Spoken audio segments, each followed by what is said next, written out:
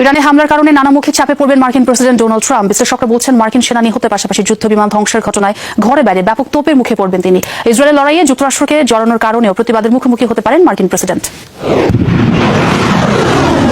ইরানের মুহুর্মুহ হামলায় জ্বলছে মার্কিন ঘাঁটি। যুদ্ধ শুরুর পর মধ্যপ্রাচ্যের বিভিন্ন ঘাঁটি পরিণত হয়েছে ইরানের টার্গেটে।